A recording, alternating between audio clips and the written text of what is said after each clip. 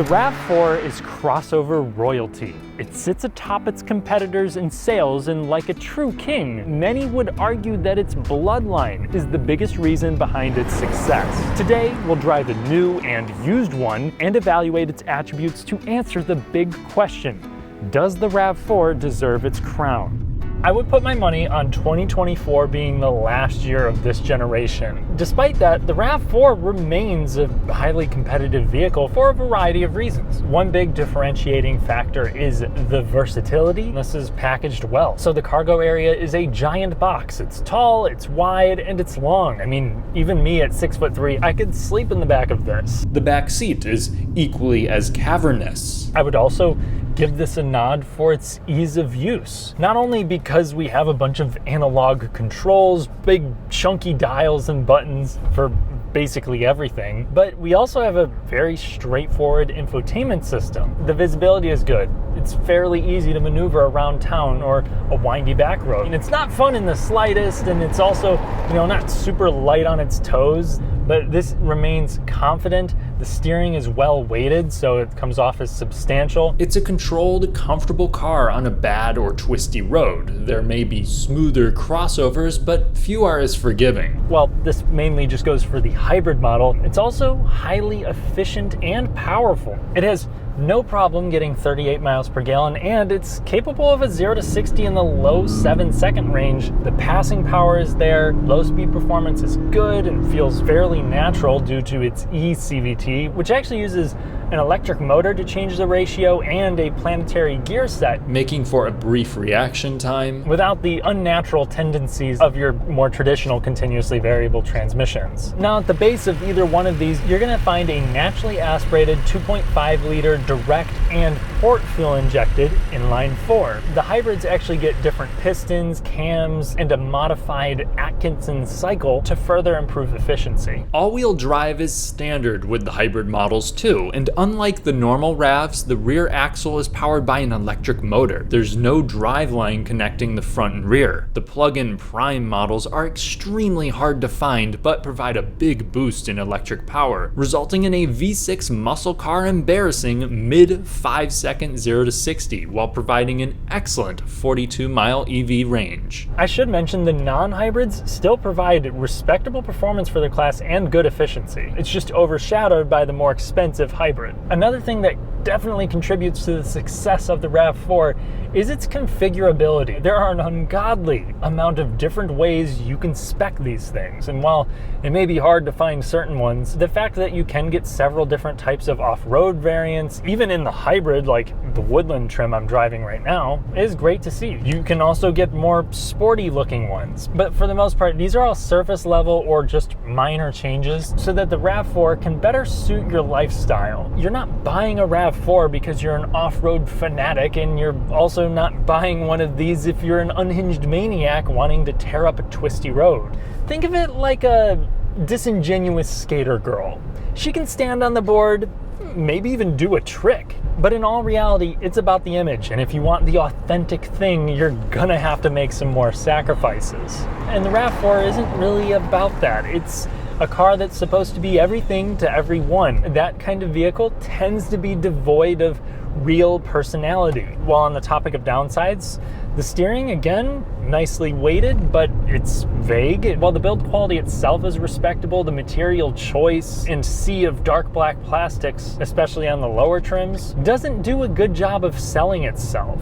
And it's not cheap. It's an expensive car these days. This, as tested, is $36,000. And it comes with a vinyl steering wheel and unheated cloth seats. 30 grand just barely gets you a base LE front-wheel drive RAV4 these days. For the money you're paying, you could look at it like a stylish, efficient, practical box, but it's easy for me to grasp how people would be hung up over the cheapish interior, grumbly engine, mostly lifeless steering, and middling seat comfort. But the reliability makes up for that, right?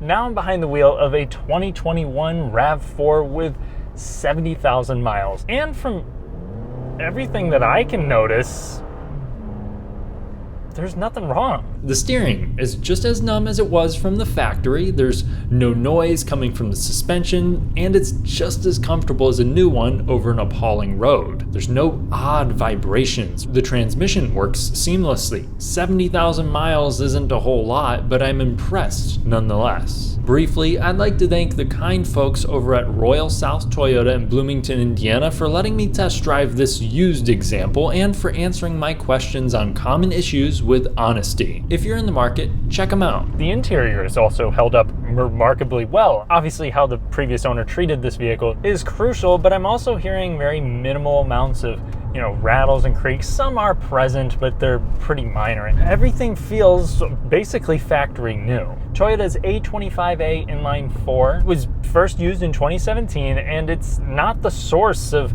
any catastrophic common issues, though owners have encountered plenty of little quirks. Now, the disclaimer here is that Toyota sells like 350, 400,000 units every year. With that many RAV4s on the road, some owners will most certainly run into problems, and some of which become trends in the model, though it is important to note that this is a highly reliable vehicle. So I'll try to let you know which issues are more prevalent. And I hope that this list can help both people that are looking into buying a new one, but especially a used one. Let's dive in. So initially, fuel pump issues were most commonly reported. And while some actually encountered fuel pump problems, most people were just reporting that they had to take the car in to get the recall addressed. I consulted with the honest service department of Royal South Toyota to confirm that. Initially, we also saw a lot of 8-speed automatic problems that were mainly related to the transmission tuning. This would cause some people to report hesitancies or rough shifts. Seems like Toyota smoothed it out early on, and even in the height of it, transmission tuning issues were much more prevalent with something like the Tacoma, which sells less, by the way. There were some initial recalls on some serious components, like the engine block, the steering column, steering rack, and lower control arms that also didn't really cause many actual failures. But some issues are more noteworthy. One of which is the rear coupling for the all-wheel drive system. Basically, a lot of people were hearing groaning, there was thunks as it would go from front-wheel drive to all-wheel drive, just general unrefinement issues, or all-wheel drive dashboard lights. While far from something that every owner encounters, it's an issue I would look out for, as is the coolant switching valve or flow valve in the engine. This is something that the service department says is the most common actual failure for the 2.5 liter. So the hybrid model, extremely reliable eCVT, that same but altered 2.5 liter engine. It should last quite some time. Though there was one big complaint, especially for northern climates. So this happened with a wiring harness that would basically accumulate water and then corrode the cable that it was connected to, which is very long and very pricey, which thankfully for a minute now Toyota has been fixing any RAV4 hybrids that have actually run into this issue. And there were definitely some people who got burned by this, but my dealership here in Indiana, while Toyota has warned them of this issue, they actually haven't encountered any themselves. What they encounter much more regularly are things like infotainment bugs. Some even needed to replace the entire unit. I'd hope that Toyota's new infotainment, which I personally own, would improve upon this. Others report general electric bugs, though that seems to happen more sparingly. Another common complaint that seems to have dropped off in the last couple of years would be reports of fuel tanks not filling up all the way. This was confirmed by the service department and an issue that Toyota eventually acknowledged. And another simple issue that Toyota has since addressed would be the doors accumulating water. This was due to a somewhat poorly designed door seal and drain. Cheap stock batteries that drained very quickly were also reported. Lastly, with the electrified variant, the hybrid battery does have a lifespan. In the past, they would make it around 12 to 15 years depending on where and how you drove. Currently, replacement cost is something along the lines of $3,000, but the potential fuel savings should compensate. While that may sound like a long list, and there's probably some issues that I may have missed, none of these are too widespread. These are simply the problems you're most likely to encounter if you run into something at all. And I can say with confidence, after doing all the research, this is